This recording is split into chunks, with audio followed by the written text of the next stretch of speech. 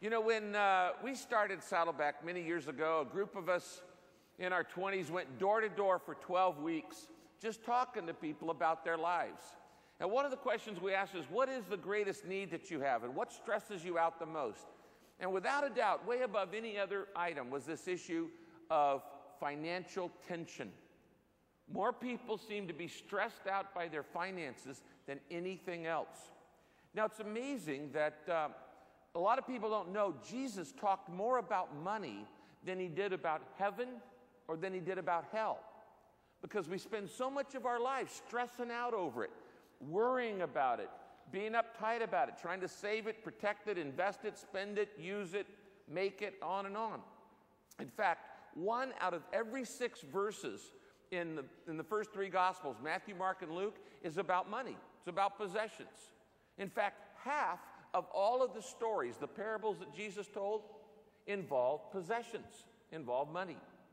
Because he says this is an area that messes so many people up. Now, if I were to take everything that Jesus said about money and summarize it in a sentence, here it is. You might write this down. Money is a tool and a test. The Bible teaches, God tells us, that money is a tool and money is a test. First, it is a tool to be used for God's purposes in your life.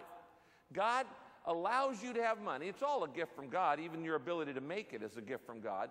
It gives you money to use for the purposes he puts you on this planet to do. In fact, he told a story about it one time in Luke chapter 19.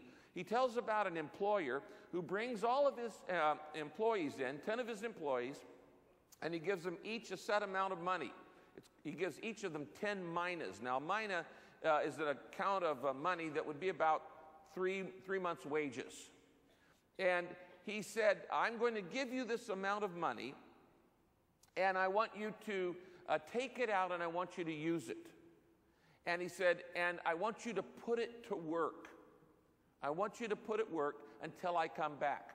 And the point of this story is that God gives you an amount of money, and he says, I want you to put it to work. I want you to use it. Money is a tool.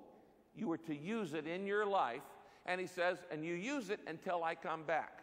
Now, it wasn't really their money. It was the master's money that he had just loaned it to them. This is the principle of stewardship. You see, you don't really own anything. You think you do, but you don't. What you own is really on loan. And it wasn't yours before you were born, and it's not going to be yours after you die. You just get to use it for about 80 years or maybe a little more or a little less. And then God will let somebody else use it for a while. And you're not taking any of it with you, and you didn't bring it any in. So it's just a tool that you're to use. The only other thing that he says about it is that money is a test. Money is a test. And it is a test of your character. It is a test of your values. It is a test of your character. It is a test of your priorities. It is a test of your responsibility.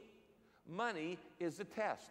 And God says, I'm watching you to see how you deal with money.